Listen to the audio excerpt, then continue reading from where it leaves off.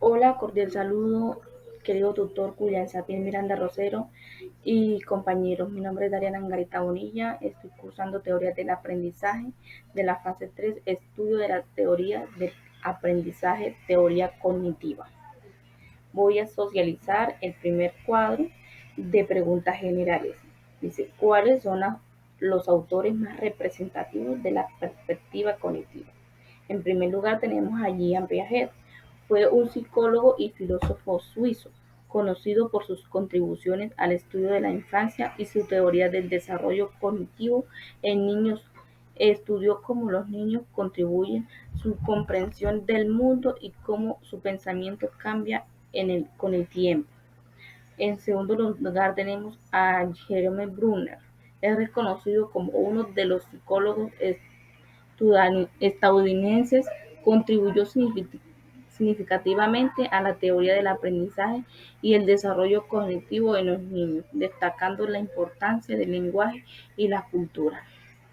En tercer lugar tenemos a David Ausubel, creador del concepto de aprendizaje significativo, que consiste que las personas aprenden mediante la conexión de nueva información con conocimientos previos. En cuarto lugar tenemos a Uri Neisser, definió la psicología cognitiva en términos computacionales como un proceso de procesamiento de información para su uso posterior. La segunda pregunta dice, ¿cómo se entiende el aprendizaje en las teorías cognitivistas?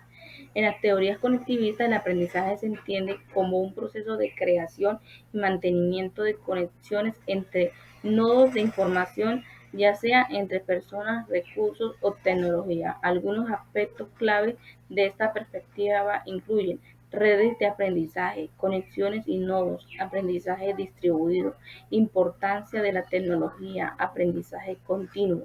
Algunos, algunos teóricos importantes en esta área incluyen a Jean Piaget, a Leo Vygotsky y Jerome Bruner, entre otros. Sus teorías han influido en la educación y han destacado la importancia de la actividad y la experiencia en el aprendizaje.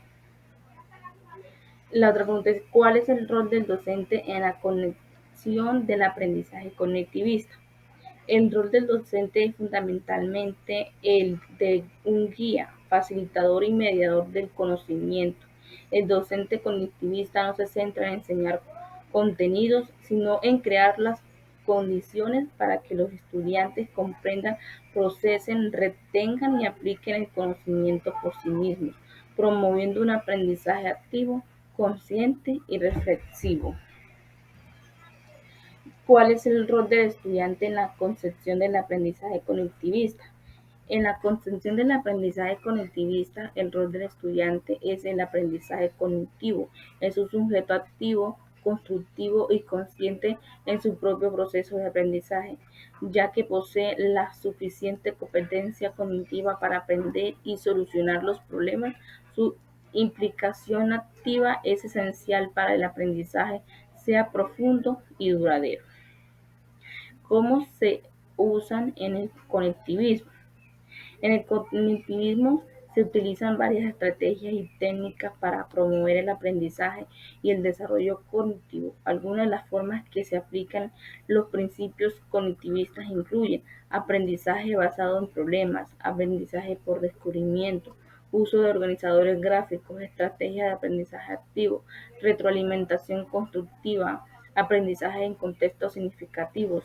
Estas son algunas de las formas en las que se aplican los principios cognitivistas en la educación. El objetivo es promover un aprendizaje más profundo y significativo y ayudar a los estudiantes a desarrollar habilidades cognitivas y metacognitivas que les permitan aprender de manera efectiva a lo largo de su vida. ¿Cómo se evalúan los aprendizajes en las teorías cognitivistas? En el enfoque cognitivista, la evaluación es integral, reflexiona y orienta al proceso, busca comprender cómo piensa el estudiante, cómo contribuye a su aprendizaje y cómo puede mejorar más allá de memorizar o repetir contenidos. Es una evaluación para el aprendizaje, no solo del aprendizaje. Voy a socializar el segundo cuadro de conceptos específicos. Cognición. Dice, la cognición se refiere a los procesos mentales que permiten a los sujetos procesar información, percibir, entender, memorizar, aprender, razonar y resolver problemas. Neisser en 1967. La cognición implica la interacción entre la información sensorial y los procesos mentales superiores como la atención, la memoria y el pensamiento. Un ejemplo es un estudiante que está estudiando para un examen utiliza estrategias de repaso y organización para procesar y retener la información, lo que demuestra su capacidad cognitiva para aprender y recordar. Metacognición. Se refiere a la capacidad de reflexionar sobre y regular los propios procesos cognitivos, incluyendo la planificación, el monitoreo y la evaluación del aprendizaje. La metacognición también implica ser consciente de cómo aprender y se piensa ajustar las estrategias del aprendizaje según sea necesario. Un ejemplo es un alumno que se da cuenta de que no está entendiendo de un concepto específico y decide cambiar su estrategia de estudio para enfocarse en la comprensión más que en la memorización. Está utilizando habilidades metacognitivas. Modelo de procesamiento de información. El modelo de procesamiento de información describe cómo la información se procesa en la mente. También es un marco utilizado por psicólogos cognitivos para explicar y describir los procesos mentales. Ejemplo, cuando una persona ve un anuncio por televisión, su cerebro procesa la información visual y auditiva, la almacena en la memoria a lo largo plazo y se considera relevante. Modelo conexionista. El modelo conexionista describe cómo las neuronas se conectan y procesan información en redes neuronales, lo que permite el aprendizaje y representación del conocimiento. Rutherford y Mitchell en 1986. Este modelo sugiere que el conocimiento se distribuye en una red de conexiones entre neuronas. Procesos mentales o cognitivos. Los procesos mentales o cognitivos se refieren a las operaciones mentales que permiten a los individuos procesar información, incluyendo la presentación, la atención, la memoria, el lenguaje y el pensamiento. Solson, 2001. Estos procesos son fundamentales para la cognición y el aprendizaje.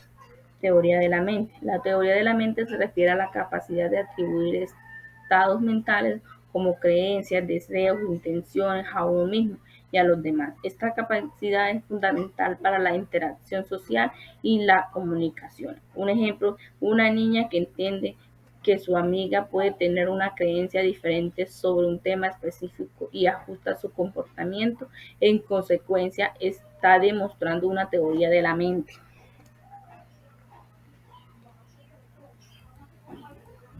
Cuadro 3. Aplicación de conceptos. El análisis de situaciones basadas en los principios de aprendizaje por descubrimiento y las estrategias cognitivas y metacognitivas para el aprendizaje. La situación puede ser un ejercicio de aula o una situación escolar problemática. En una clase de ciencias naturales de secundaria, los estudiantes deben aprender sobre el ciclo del agua y su importancia en el ecosistema. La situación se plantea como un problema. ¿Cómo se puede explicar el ciclo del agua en nuestro entorno y qué impacto tiene el ecosistema? Relación con el campo profesional. La situación se relaciona con el campo de la educación en ciencias naturales, especialmente en la enseñanza de la biología y la ecología. Estrategia de aprendizaje. ¿Cómo se puede hacer uso del aprendizaje por descubrimiento y de las estrategias cognitivas y metacognitivas en la situación escogida? Aprendizaje por descubrimiento. Los estudiantes realizarán una investigación guiada sobre el ciclo del agua utilizando recursos como videos, artículos y experimentos. Se les pedirá que identifiquen y describan los diferentes procesos involucrados en el ciclo del agua. Estrategias cognitivas. Los estudiantes utilizarán mapas conceptuales para organizar y relacionar los conceptos claves sobre el ciclo del agua. Estrategias metacognitivas. Los estudiantes relacionarán sobre su propio aprendizaje y pensarán críticamente sobre cómo pueden aplicar lo que han aprendido en situaciones reales. Se les pedirá que describan un diario de aprendizaje y que identifiquen áreas en las que necesiten mejorar. Evaluación de los aprendizajes. Los criterios deben ser acordes con las teorías cognitivas para evaluar las estrategias de aprendizaje propuestas. Criterios: comprensión del ciclo del agua y sus componentes, capacidad para identificar y describir los diferentes procesos involucrados en el ciclo del agua, capacidad para relacionar los conceptos claves sobre el ciclo del agua utilizando mapas conceptuales, reflexión crítica sobre el propio aprendizaje y capacidad para aplicar lo aprendido en situaciones reales, instrumentos de evaluación, mapas conceptuales, diario de aprendizaje, presentación oral sobre el ciclo del agua y su importancia en el ecosistema, evaluación crítica sobre el ciclo del agua y sus componentes. Bueno, entonces muchas gracias por su atención. Fue un placer socializar sobre estos 3 cuadros de la actividad de teorías del aprendizaje. Muchas gracias.